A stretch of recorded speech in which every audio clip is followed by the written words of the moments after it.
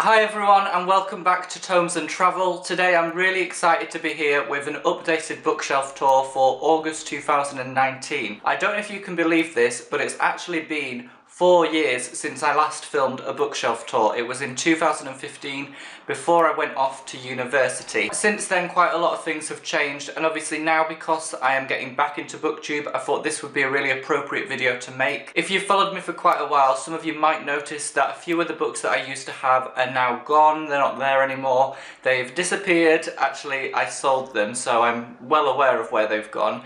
But when I was a student I just wanted to earn a little bit of extra money, and selling books is a great way to do that, particularly with books that I didn't think I was going to read again. What I've actually been doing over the past few years is selling books, and then with the money that I gain from selling them I buy new books. So it's basically like you're not really spending any money because you're just kind of trading books. So you know, you get £10 for one book and then you spend £10 on a new book. So like the amount of money that you have isn't really changing in your bank, it's just sort of being transferred between different books, if that makes sense. And then on top of that I've also gained some new books, particularly books that I studied at university. I did modern languages and cultures, specialising in French and Spanish.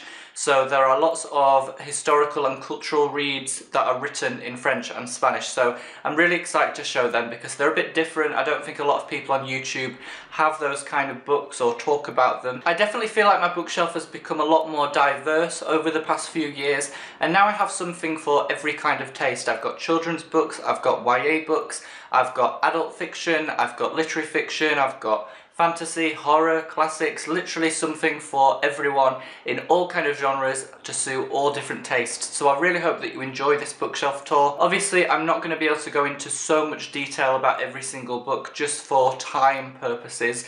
This is probably going to be one of the longest videos I've ever made anyway, so I haven't been able to talk loads about each book. But I'm basically going to talk a little bit about the most important ones, tell you if I recommend them or if I don't recommend them.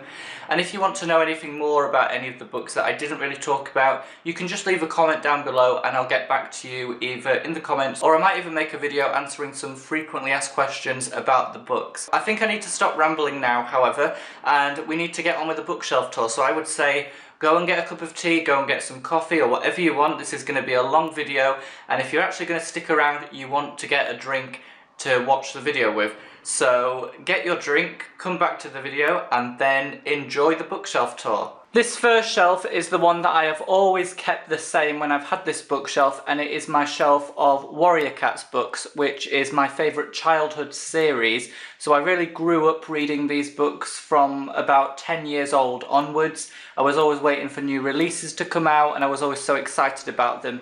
And they're really a series of books that I could just never get rid of. Like, I feel like I have to keep these books forever. They just have a special place in my heart, so I've kept them on my shelf.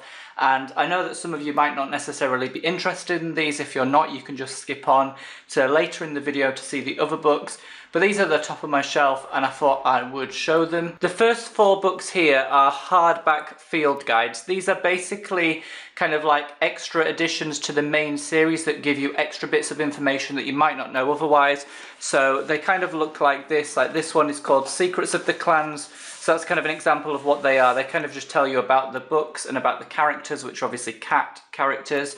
So there's Code of the Clans, Cats of the Clans, Battles of the Clans, and Secrets of the Clans. Then the next 4 books are called Super Editions. They're basically like not really part of the main series of books, but they kind of are like extra standalone stories that are a lot longer than the other books. So I have Crooked Star's Promise, Blue Star's Prophecy, Sky Clan's Destiny, and Fire Star's Quest. So most of those characters like Crooked Star, Blue Star, Fire Star are characters within the series, so you get to read a little bit more about them.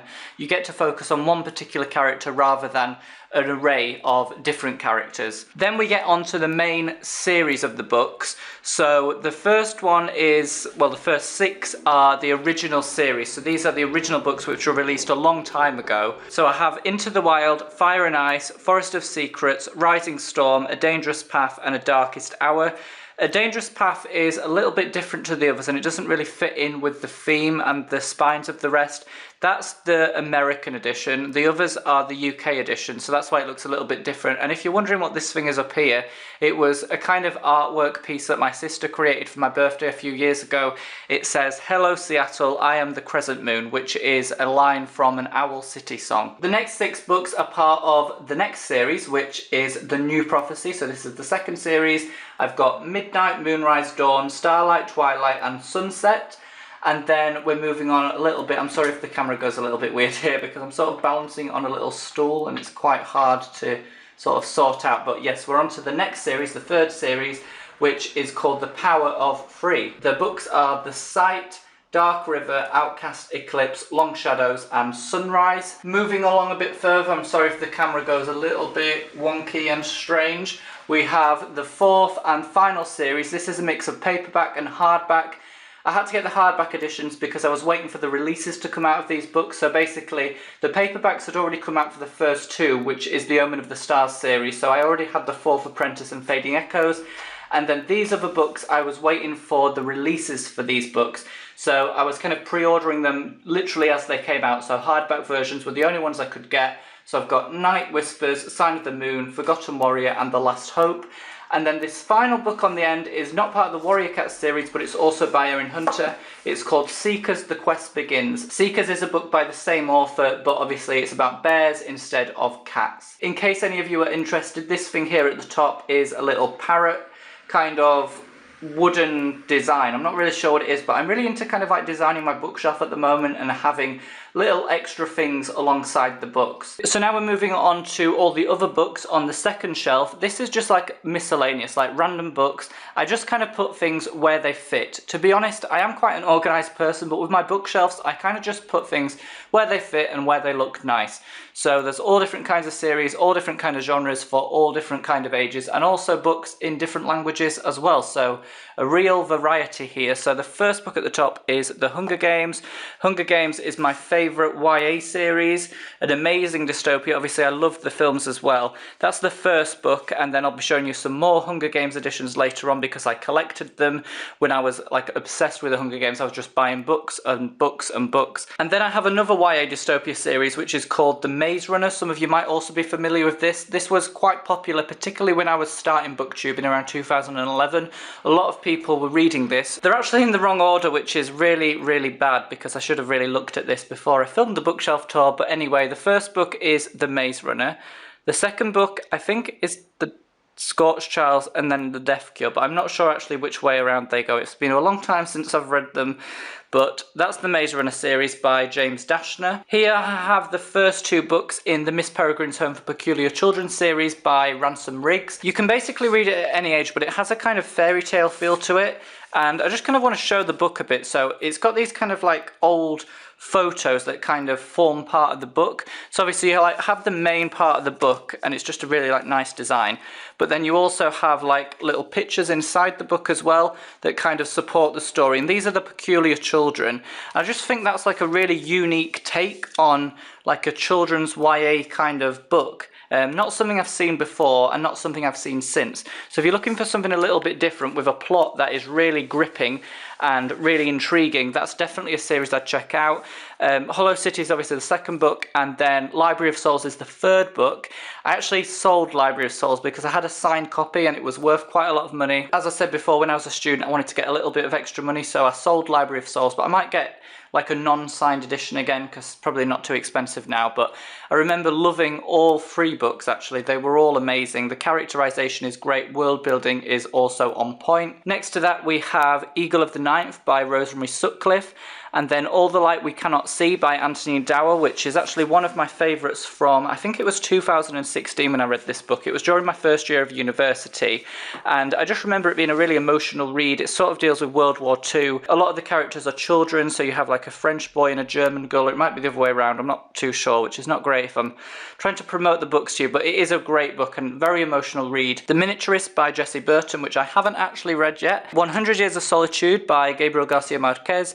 I mentioned this a couple of videos ago because it was a book that I actually wrote about for my dissertation, and this is the English translation. So obviously if you can't read the original Spanish, which is Cien años de soledad, you might want to read the English. It's basically like the Bible of Latin America. That's always how I describe it. It deals with all different kinds of things like the discovery of Latin America, colonization, it deals with civil wars, it deals with politics, it deals with exploitation of slaves on banana plantations, capitalism, all these different kinds of questions that are so central to Latin American history. Next to that we have The Name of the Wind by Patrick Rothfuss, which is the first book in the Kingkiller Chronicles series, one of my favourite fantasy series, and I'm actually currently reading the second book, The Wise Man's Fear, which I'm going to show later because for some reason it's not next to The Name of the Wind on my bookshelf. I kind of have it in the next shelf down, which is a bit strange.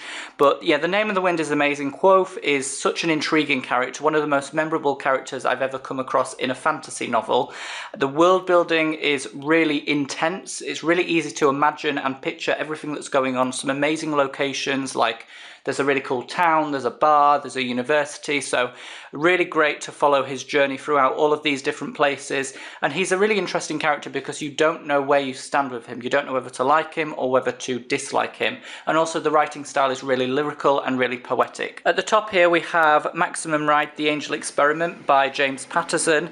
That is a kind of middle grade, early YA sort of book, which I read a very, very long time ago, and I cannot honestly remember much about it, but I think it was quite a good read if you're just wanting a light, easy read. Then we have Afterworlds by Scott Westerfeld, and I absolutely love the spine of this. I think this is one of my favourite spines on my shelf, and just a really cool design. Like, I think that is just really, like, arty, really creative, and I always love creative covers on books. Obviously book covers are not the most important thing, the content inside is much more important, but if you have a nice book cover it's always a bonus. Next to it we have The Fifth Wave by Rick Yancey, another really interesting YA novel, and The Young Elites by Marie Lu. Marie Lu is probably, in my opinion, one of the best YA writers that I've come across. She's very talented with the kinds of worlds she creates, the story ideas are always really unique, and I just think she creates really gripping reads that you just want to keep reading and reading, like absolute page turners. Life of Pi by Jan Martel. This also had a film which I really liked. This is what this one looks like, also quite a nice cover. The Life of Pi film was really great. I can't even get it back in now because I'm doing it with one hand. Life of Pi film was amazing, really stunning graphics, and the visuals were really on point. So if you've read Life of Pi and you're wanting to watch the film, I definitely recommend it, and vice versa. If you've watched the film and you want to read the book, absolutely go for it. Then next to that we have The Prince of Mist by Carlos Ruiz Zafón. He is one of my favourite writers. There's a few more Carlos Ruiz Zafón books over here which I'm going to show in a minute. That actually is not one of my favourite books by him. I actually think it's one of his worst books. But when I'm saying like a Carlos Ruiz Zafón book is not my favourite, it's still very good. It's just his other books are nearly perfect, so it doesn't seem as good in comparison. The Book Thief by Marcus Zusak, which was actually one of the first ever books I read for BookTube, and I didn't actually like it that much at the time in 2011, but I kind of feel like maybe I wasn't ready for the book at the time, maybe I didn't really understand it properly, and maybe I should actually reread it at some point, but haven't got around to rereading it yet, even though it's actually probably one of the most popular YA books in the last 10 years or so. And then The Watcher in the Shadows by Carlos Ruiz Zafón, quite a different book, and I think this one has a really cool cover. Quite a nice cover there. I keep showing the covers because I feel like just showing the spines in a bookshelf tour isn't really that interesting always, so I'll show you some of the covers if I think they are kind of worthwhile showing.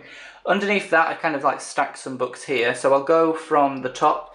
Mr. Penumbra's 24-Hour Bookstore by Robin Sloan. One of the best books about books that I've ever read actually, and one of my favourites. I remember this was just a really fun read.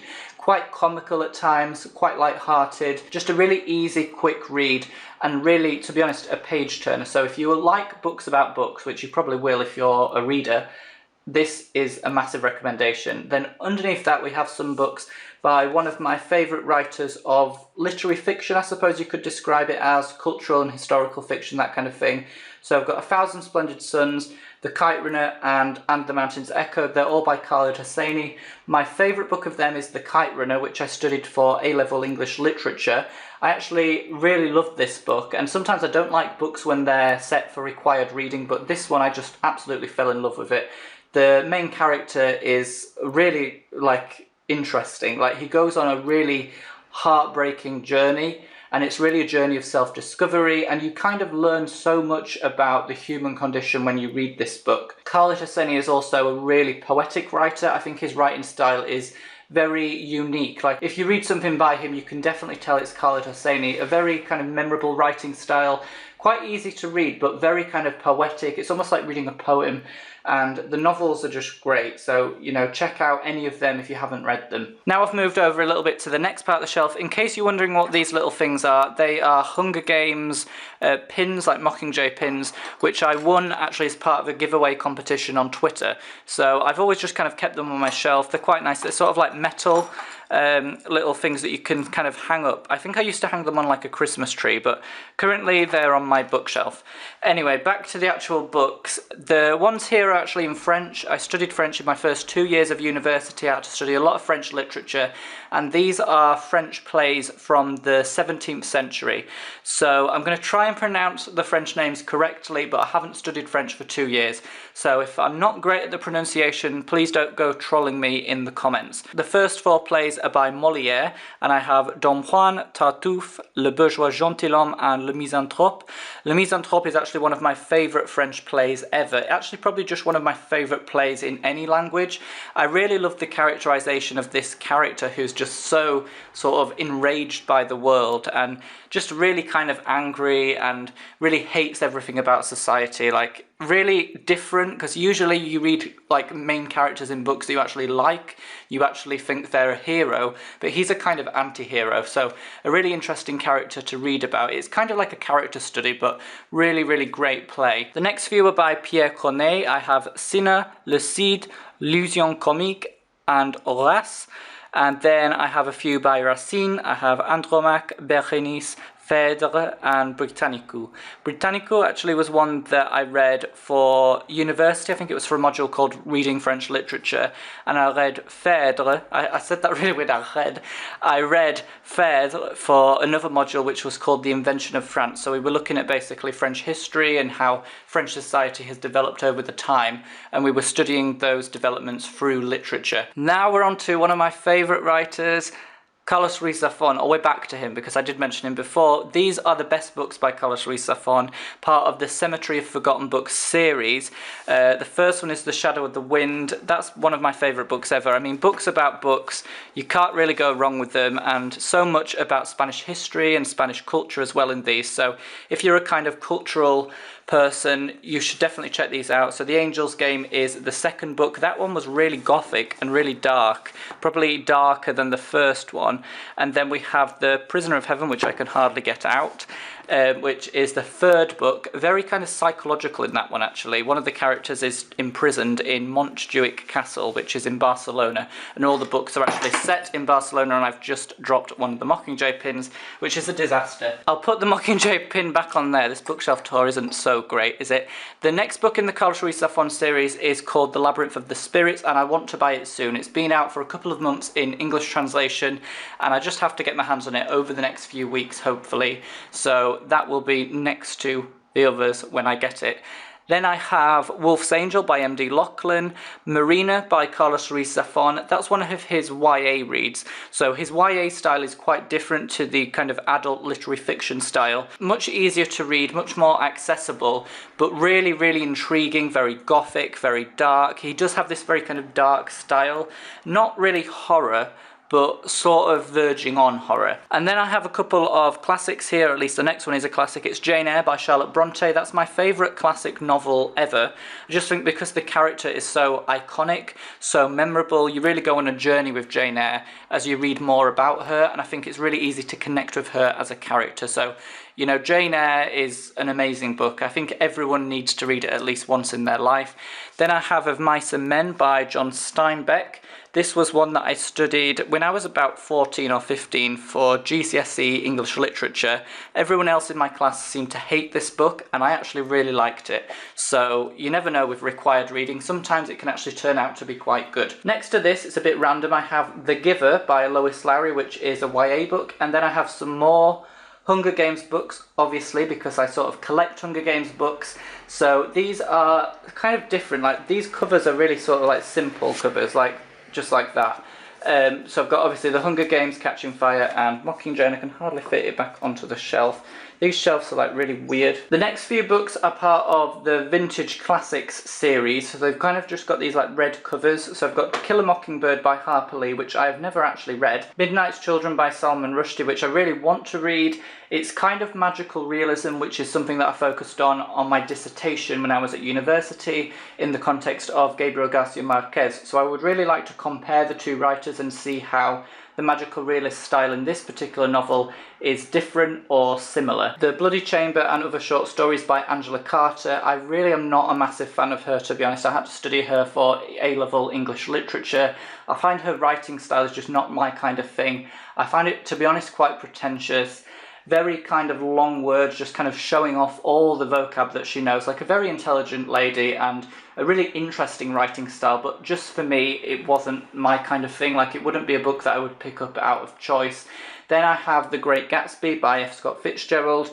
One of my favourite classics, to be honest, but the first time I read it, I didn't actually like it. It's a really interesting story about this. I didn't like it the first time. Then I reread it again for some reason and really fell in love with it. So sometimes you can read classics once and you're not really sure about them, and then you read them again, they're actually quite good. Wide Sargasso Sea by Jean Rhys. This is a kind of prequel to Jane Eyre. Obviously it's written by a different author, Jean Rhys, who is a really amazing Caribbean writer. Lots of Caribbean cultural issues, lots of historical issues appear in this book that were basically not mentioned in Jane Eyre. So it's basically like an extension of the character of Bertha Mason. In Jane Eyre, she's the mad woman in the attic, and in Wide Sargasso Sea, she actually has space, she actually has representation, and you really get to learn a little bit more about her backstory. The Woman in Black by Susan Hill. Lots of pathetic fallacy in this one. It's a kind of gothic / horror read, which I studied for GCSE English Literature. Then I have a couple of Penguin English Library editions. I have The Tenant of Wildfell Hall by Anne Bronte, Frankenstein by Mary Shelley, which I really want to read or reread this Halloween because I read it a couple of years ago and really enjoyed it, and I just think I would almost get more out of it if I read it again.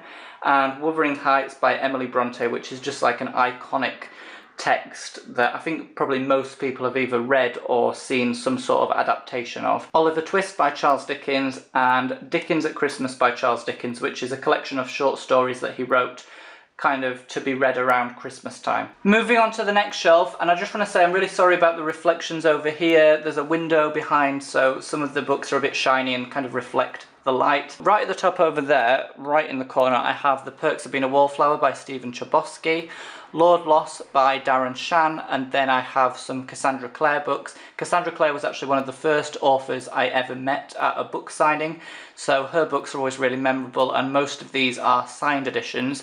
So I have City of Bones, City of Ashes, City of Glass, City of Fallen Angels, and City of Lost Souls. They are the first 5 books in the Mortal Instruments series, and then underneath that I have some books from the Infernal Devices trilogy, so Clockwork Angel, Clockwork Prince, and Clockwork Princess. The Infernal Device trilogy is actually probably my favourite of the Cassandra Clare books. It's kind of got a steampunk aesthetic to it, which I personally find really intriguing. So I actually prefer them. I don't think the Mortal Instruments is amazing. It's quite a nice read, but I think the Infernal Devices are probably a bit better. Moving along slightly to these 4 books here. These are part of the Inheritance cycle by Christopher Paolini, one of the first fantasy series that I actually read. So there's Eragon, Eldest, Brisinga, and Inheritance. I haven't actually read Inheritance yet, but I read the other 3 and really enjoyed them. It was a very long time ago, probably like 10 years ago. But they were really interesting books. Ready Player One by Ernest Cline. I really like the design of this book actually. I think this is a really cool cover and cool concept, kind of sci-fi book, like definitely one that I would recommend, and I know there was a film of this as well. If anyone's seen it, please let me know because I haven't seen it and it might be worth watching. Then I have the first 2 Percy Jackson books by Rick Riordan, Percy Jackson and the Lightning Thief and Percy Jackson and the Sea of Monsters. The Motives trilogy by Harriet Elder and Changes by J.M. Coulon. They were review copies that I was sent by the publishers. Really easy, quick reads. Not my favourite books in the world, but if you're interested in checking them out, I would definitely look into them. And then under that we have Northern Lights by Philip Pullman, who is a kind of iconic British writer. I feel like everyone's come across him at some point, particularly when they were maybe in primary school or in the early ages of secondary school. Moving along slightly, we're going to start at the top this time. I have The Blackthorn Key by Kevin Sands, which was a review copy that I was sent a couple of years ago. I really enjoyed reading that one, and it actually has a really cool cover as well, so let's just have a look at that. It's kind of black and it kind of reflects with these little symbols, which I find really cool. I'm sorry if it's not actually focusing on the books because I've got it like manually focused on the bookshelf, but that's a really cool cover. And again, I hope you don't mind if I'm showing you the covers. I'm not saying covers are better than books. Obviously the content's better. Book covers are always a bonus. Then I have The Wise Man's Fear by Patrick Rothfuss, which I am actually currently reading and loving. I think Patrick Rothfuss is a really amazing fantasy writer, one that I really can't fault. I mean, sometimes a little bit slow with the plot progression. This is like 1,000 pages long, but definitely one to check out. Game of Thrones by George R.R. Martin is here. I've never read that, and I know I probably should. Everyone always talks about the TV series, which recently finished, but I've never actually read the book, so not read the book, and I've not watched the TV series either. Underneath that I have The Whale Kingdom Quest by Ming Wei. And then I just actually forgot some of the Gone books by Michael Grant, Gone, Hunger and Lies. These are actually really cool, like in terms of their design. I was always like amazed by these kind of fluorescent book covers. Like obviously the actual pages are white, but like the edges are fluorescent neon, which I always found really cool when I was buying these books. Moving along a little bit, we have Wool by Hugh Howey, which I'm going to try and get out because this was quite a memorable read. I think I read it in 2015. It's a kind of dystopia book. Definitely one to check out. It wasn't actually one of my favourites. I thought the world building could have been a bit better, but in terms of the actual concept, with different silos and things, definitely quite unique. And then some more Hunger Games books, which are actually in the incorrect order: Mockingjay, Catching Fire and The Hunger Games. You can obviously tell that I do collect Hunger Games books. Next to that I have Ficciones by José Luis Borges. He is an Argentinian writer, not actually my favourite. I found his writing a bit pretentious, to be honest. Very kind of abstract concepts, very difficult to actually understand. I was reading it as part of my university degree in my first year, and I have never read anything by him since. So I mean, I kind of judged him based on that collection of short stories, but I didn't really like it that much. Moving along over here, I have More Than This by Patrick Ness. Then I have a couple of Gabriel Garcia Marquez books. These are the English translations. So I've got Collected Stories, which is just a collection of all different short stories that he's written. Leaf Storm, which was one of his first, if not his first, novellas that was published in 1955. And then The Autumn of the Patriarch, which is about dictatorship, very dark, very dense, very difficult to understand, lots of flash forwards and flashbacks, quite a structurally complex book. So if you're going to read that, it's not a page turner and you do have to pay attention, but it is interesting in terms of what it's trying to achieve. Jonathan Strange and Mr. Norrell by Susanna Clarke, Somewhere by John Robinson, and In the Night of Time by Antonio Munoz Molina, who is a Spanish writer. I think that one's about the Spanish Civil War or Franco's Spain around that time. 20th century Spain anyway. I've not actually read it yet, but it's always been one that stood out to me. I know that he's a really important writer in the Spanish literary canon. Moving to these books down here, I have quite a few YA books. So the first one is Winger by Andrew Smith, which I read as part of a book club at Waterstones in Leeds. A few years ago I was part of a book club and we read a lot of YA books every month, and that was one of the choices. Not one of my favourites, but still quite interesting. And then The Forsaken by Lisa M. Stas, or Stas-A. And then the final few books are part of the Legend series by Marie Lu. As I said before, I do really like Marie Lu as a writer. I think she's a really talented writer and she's got a lot going for her. So this is the Legend series, Legend, Prodigy and Champion. They're actually stacked in the wrong order. So Legend is the first book, Prodigy is the second book, Champion's the third book. Really great in terms of dystopia, even kind of sci-fi as well. So definitely something to check out if you've not read them yet. On this next shelf I have some really weird decorations. This is kind of one of them stone things that is kind of like cut out at the edge. I'm not really sure what they're called. They're very shiny as well, but I had that like ages ago and I just kept it. Lord of the Rings, The Fellowship of the Ring by J.R.R. Tolkien, which I've never actually read. and I know that it's kind of like an iconic classic fantasy novel, but I've never read that. Then we have Cien Años de Soledad by Gabriel García Márquez, the original Spanish version of 100 Years of Solitude. Obviously, if you can read Spanish, I would definitely recommend reading the original Spanish. The writing style is really poetic and really lyrical, and obviously, as I said before, it's kind of like the Bible of Latin American history and Latin American literature. Definitely one of the most important Latin American books to have been released so far. So, you know, obviously, please check that out if you haven't already. Underneath, I have El Otoño del Patriarca by Gabriel García Márquez. This is the Spanish version of The Autumn of the Patriarch, about dictatorship. As I said before, quite difficult to understand. So, particularly if you're reading in Spanish, it's difficult to understand. But definitely one to check out if you're interested in having a bit of a challenge with your reading. Then underneath I have a French book which is by Voltaire called L'Ingénu. I can't really remember too much about that. It was one I studied in my first year of university. And then underneath that I have L'Exil et le Royaume by Albert Camus. I'm sorry if I keep pronouncing French words really weirdly. I'm just trying to remember how to pronounce French. I haven't studied it for 2 years, but Albert Camus is a really interesting writer and definitely one to check out. Kind of philosophical, kind of existentialist. There's a little bit of post-colonial stuff in there as well. And then Junot Díaz's The Brief and Wondrous Life of Oscar Wilde. That is a Dominican/American novel. I'm not too sure what to think of Junot Díaz, to be honest. I have a kind of strange relationship with this particular novel because some of the things the character says are very kind of sexist and even racist at times, and I know that it's probably the character's voice coming through, but it just seems so extreme and it did make me feel a little bit uncomfortable, which perhaps is part of the idea. I think it's kind of trying to exaggerate this very kind of Latin American version of masculinity that's quite toxic, but for me that really is not one of my favourite books in the world. Over here we have a very tiny little thin book called The Underdogs by Mariano Azuela. I mentioned that recently in a video. The Spanish version is called Los de Abajo. It's about the Mexican Revolution and basically the way that people's ideas and values changed during the revolution. So at the start they had a lot of focus on social justice and agrarian reform, and by the end they were just fighting for the sake of fighting, and it was like an endless cycle of violence that could never be broken. The next one is a really thin book again, so I'm going to try and get it out. It's one that I studied in my first year of university. It's called Brevísima Relación de la Destrucción de las Indias by Bartolomé de las Casas.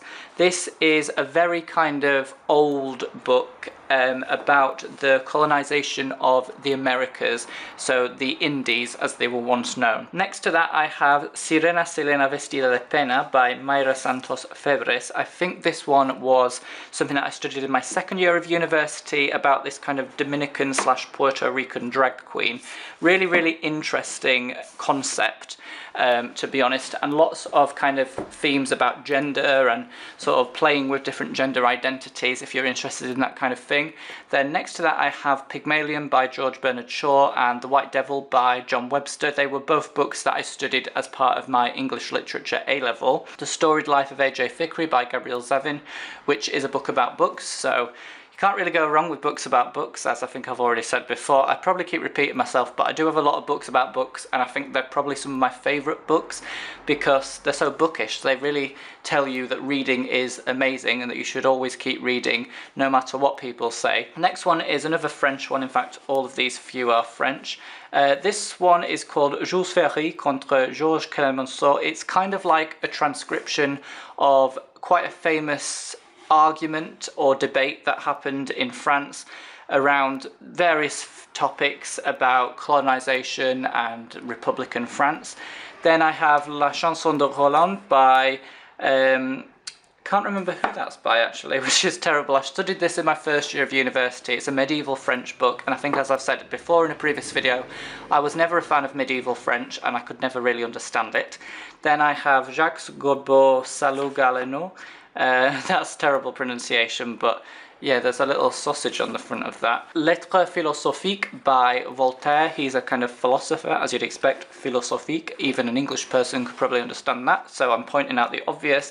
And then La Peste by Albert Camus, which is probably one of my French favourites. In terms of books that are written in French, that's definitely one of my favourites. I think really interesting concept about these rats that die in the street, and then this plague that spreads through the town of Oran, which is in northwest of Africa in Algeria.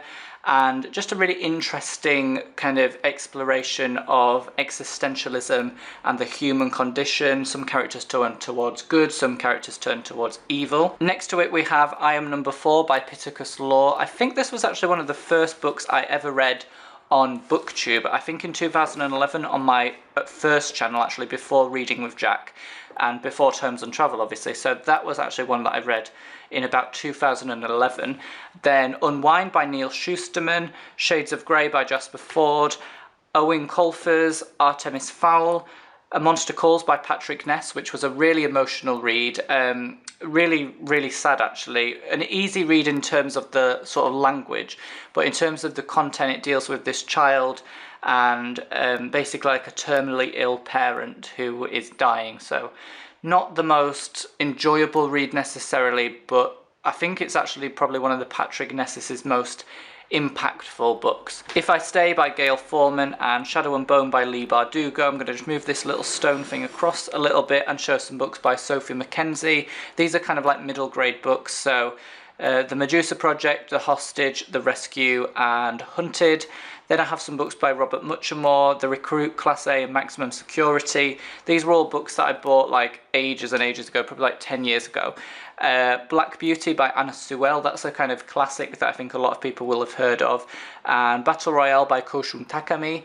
He is a really amazing Japanese writer. This is actually the translation, obviously, into English.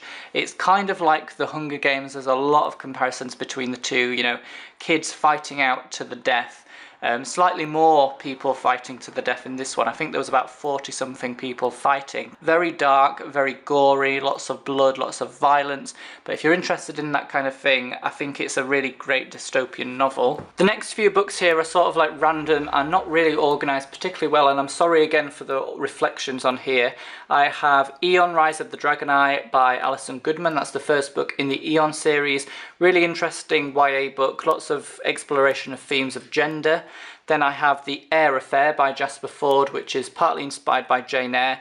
I actually found that one a little bit underwhelming. It wasn't as good as I thought it would be, particularly because I love Jane Eyre so much. I feel like I had really high expectations that weren't really met. Then I have War Horse by Michael Morpurgo, The Hobbit by J.R.R. Tolkien, Insurgent by Veronica Roth, which I believe is the second book in the Divergent series, and I also have some Divergent books there, and Holes by Lewis Satcher, Running on the Cracks by Julia Donaldson, Fell by David Clement Davis, Firebringer and The Sight also by David Clement Davis, and then Watership Down by Richard Adams, which will always be sort of one of my favourites. One that I actually read when I was in secondary school. I think I was about 12 or 13 when I read that, and I just really liked it. It was kind of disturbing at times, but a really great read. Weird Things Customers Say in Bookshops by Jen Campbell. Obviously she is a booktuber. If none of you have checked out her channel, you definitely should. She's really interested in literary fiction and always kind of talks about books that a lot of people don't know about. So if you're wanting to discover some new books, definitely check out her channel. The Fault in Our Stars by John Green, obviously a very tragic book. Where Things Come Back by John Corey Whaley, which I didn't really like that much, to be completely honest. Allegiant by Veronica Roth, which is the final book in the Divergent trilogy. A little bit disappointed in the ending of that, but overall it was actually a good dystopian series. Iona by Alison Goodman. The Bookshop book by Jen Campbell, again Jen Campbell, so Weird Things Customers Say in Bookshops, and then also the Bookshop book. Slightly different but really great. Divergent by Veronica Roth. The Chronicles of Narnia by C.S. Lewis, The Power of Six by Pittacus Law, who also wrote I Am Number 4, which I mentioned earlier, and The 13th Tale by Diane Setterfield, which you can just see, nearly cut off by the camera, but you can just see that, The 13th Tale. Another incredible book about books, actually, that I really did like. Kind of inspired by Jane Eyre, so there's a lot of Jane Eyre references and intertextuality as well. Right, so I just want to say I'm sorry for the last shelf if the camera is a little bit shaky. I'm having to hold it by hand instead of on the tripod, just because the tripod cannot really get this far to the ground, because obviously it's basically a bookshelf on the floor. So I'm going to go through these. I'm sorry again, random little things. I've got some random glasses here which I have never worn. The first one is A Novel Bookstore by Lawrence Cosset. Another book about books, what a surprise. And I actually haven't read that book yet, so that's also a surprise because normally I read books about books like straight away. And then Battle Royale by Koshun Takami, that's an updated translation. I actually don't think it was particularly much better than the previous one which I showed up there. So, you know, it's an updated version, but not really any better. The original was still really good, so couldn't really get much better anyway. Skullduggery Pleasant Deathbringer by Derek Landy. That's the 6th book in the series. I actually had to sell the other books because someone wanted to buy them off me and I could earn some money, so I did that. I didn't think I would read them again, to be honest, even though they're really interesting books and really interesting characterization. I just didn't think I would probably read them ever again. So I got rid of them, and obviously I made some more room on my bookshelf. And what I also do when I sell books is kind of use the money that I've earned from that to buy more books. So that's always a tip if you're sort of addicted to book buying but you want to save money. Sell books that you've currently got, then with the money buy some new books. The Raven Boys by Maggie Stiefvater, Looking for Alaska by John Green. This is a book that I received as a review copy, The Tiger Warrior by David Gibbons. So that's what it looks like. And then I also have Cutting for Stone. I can't get that one back in. The books are a bit trapped, I think. Cutting for Stone by Abraham Verghese. That's a kind of like African-inspired book. So lots about different African illnesses. I think I can't actually remember much about it because I haven't actually read it yet, but I bought it a long time ago. But it sounds quite interesting in terms of cultural and historical issues. Next to that I have The Broken World by J.D. Oswald. That's another review copy. And then I have this random New Zealand thing. I've never even been to New Zealand, so I'm not sure where that came from, but you know, just a random thing to decorate my bookshelf. Then I have The Medicine by John Martindale. I did a book review video on that quite a while ago because it was one that I was sent directly by the author for review. So it wasn't through a publishing house, it was just the author sent me the book. So I really enjoyed reading that. La Casa de Bernarda Alba by Federico Garcia Lorca, which is upside down. A really interesting play in Spanish. The English translation is called The House of Bernarda Alba. Tremor by Ryan Mark. Then I have L'Enfant de Sable by Tahar Ben Jaloun. That is a French book, but it's about Morocco, so it's in French, but about Morocco.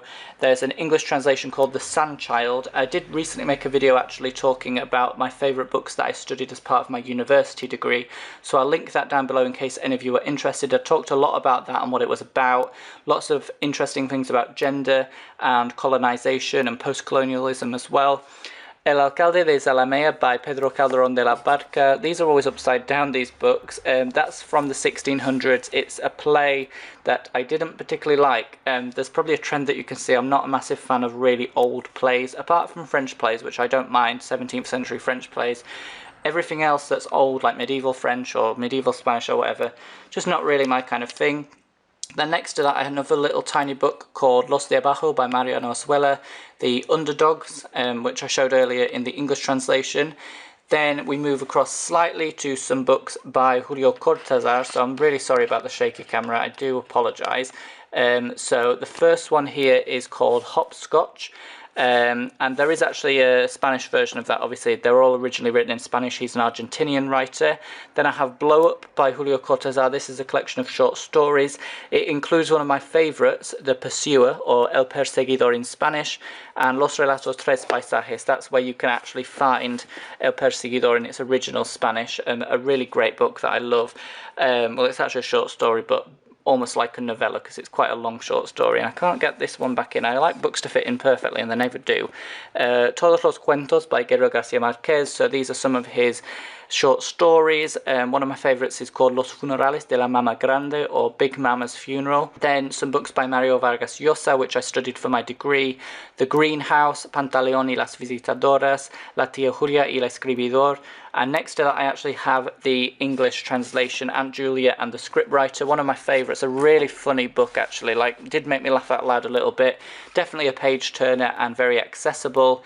Kiss of the Spider Woman by Manuel Puig, Hojitas Pintadas by Manuel Puig, The Lost Steps by Alejo Carpentier, and next to that I have the Spanish version, Los Pasos Perdidos. Really interesting in terms of indigenous architecture and cultures in Latin America. Lots of stuff about music, and there's also a lot of stuff about music in Baroque Concerto, and then the Spanish version of that is called Concierto Barroco.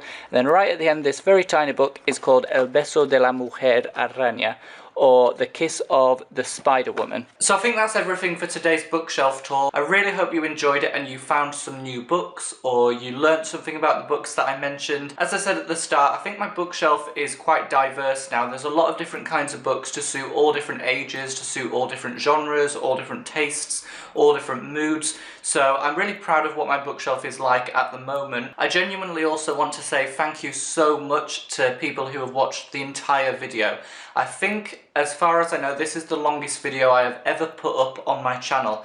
So it was a challenge for me to film and edit, and it's probably a challenge for you to watch as well. So if you watch the whole thing, I really do appreciate that. Like, honestly, I appreciate it so much, and it still amazes me that people take time out of their days to watch me on the internet. As I said at the start, if there are any books you want to know a little bit more about, please let me know in the comments and I'll talk to you then.